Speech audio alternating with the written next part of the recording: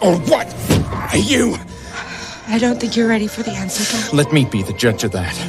I just need to know what's going on here. I need to see. I need to see this place. I need to see you as you really are. You're not ready.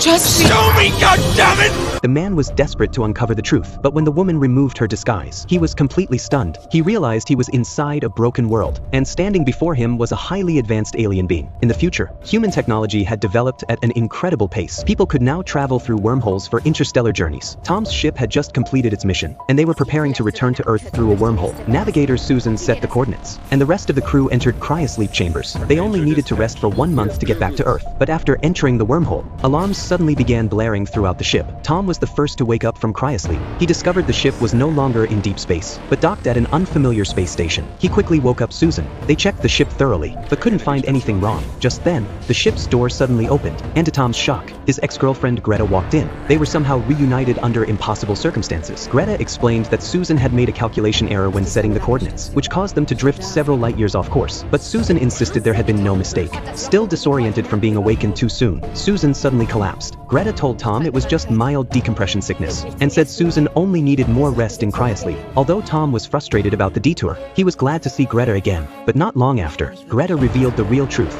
The navigation error wasn't small. They weren't even in the Milky Way galaxy anymore. She showed Tom their current location, over 150,000 light years away from Earth. Greta told Tom to forget about returning home. Shocked by the revelation, Tom went straight to Susan for answers. He demanded to know how such a massive error had occurred, but Susan acted like she had lost her memory. She said she had a strange dream. Tom asked her what the dream was about, but Susan couldn't stop staring at Greta, as if she were looking at something terrifying. Who is she?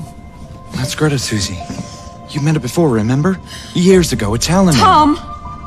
That's not Greta! Just take it easy, Susie. Who are you? What the fuck are you? It's okay, Susie. It's okay. Look at her, Tom. Look at her!